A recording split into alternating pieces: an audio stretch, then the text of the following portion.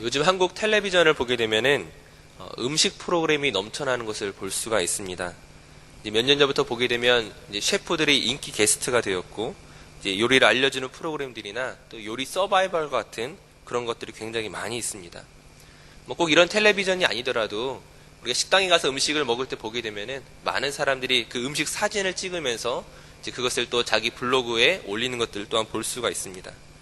과히 음식 전성시대라고 해도 과언이 아닌데, 텔레비전 프로그램이나 유명 블로거가 어떤 음식에 대해 이야기하고 나면은 그 다음날 굉장히 그 어떤 여파를 볼 수가 있습니다. 당근이 좋다고 하면 다음날 시장에서 당근이 동이 나고, 토마토가 좋다고 하면 토마토가 동이 나고, 이제 그런 어떤 열풍과도 같은 그런 현상이죠.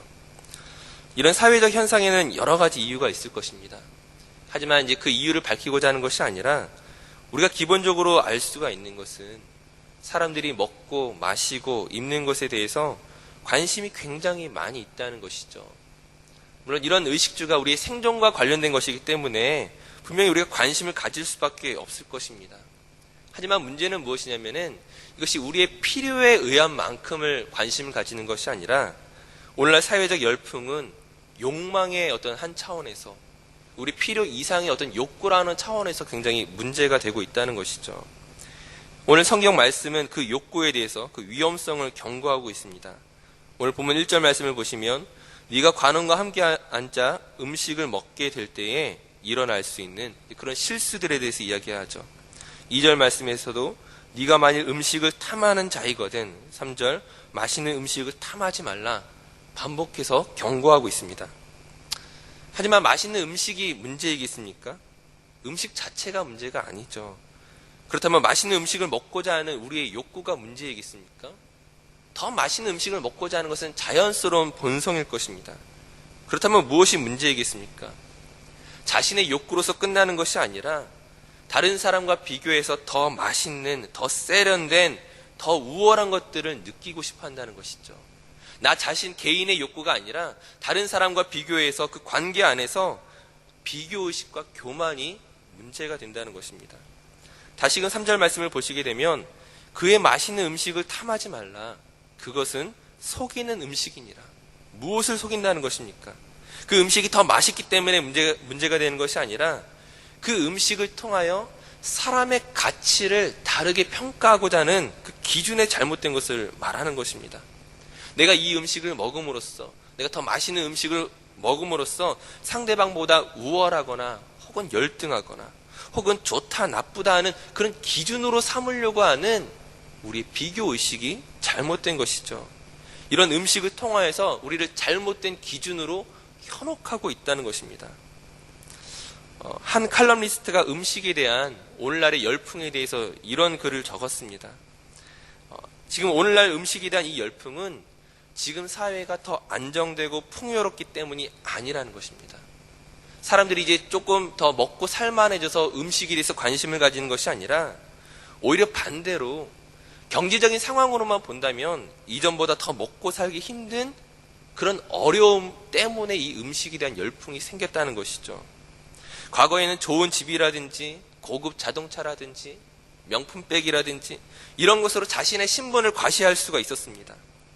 하지만 경제적인 불안과 그 불안정성 등으로 인해서 다른 사람들 앞에서 자신의 신분과 위치를 자랑하고 증명할 수 있는데 오히려 어려움이 생겼다라는 거예요.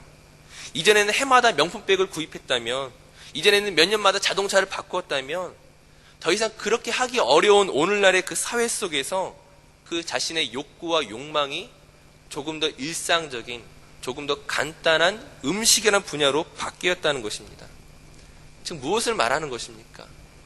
자신의 그 존재감을 타인에게서 확인받고자 하는 우리의 욕망들, 그것이 음식에 대한 열풍으로 이어졌다는 것입니다. 이것은 곧 상대적으로 우리에게 무엇을 보여주고 있습니까? 음식만이 문제가 아니라는 거예요. 이 음식만이 문제가 아니라 집과 자동차와 명품백과 다른 사람과 비교해서 자신의 지위를 누리고자 하는 그 우리의 어떤 욕망들이 기본적으로 문제라는 것이죠. 우리가 말씀 앞에서 기억해야 할 것이 무엇이겠습니까? 오늘 본문 5절 말씀을 한번 같이 읽도록 하겠습니다. 잠언 23장 5절 말씀 함께 읽겠습니다. 네가 어찌 허무한 것에 주목하겠느냐? 정령이 재물은 스스로 날개를 내어 하늘을 나는 독수리처럼 날아가리라. 물질로서는 우리 자신을 증명할 수가 없습니다. 내가 더 좋은 것들을 누리고 더 맛있는 것을 먹는다는 것이 내가 다른 누구와 비교해서 더 낫다라고 말할 수 없다는 것이죠. 사람의 가치는 물질로 인해 정해지는 것이 아닙니다.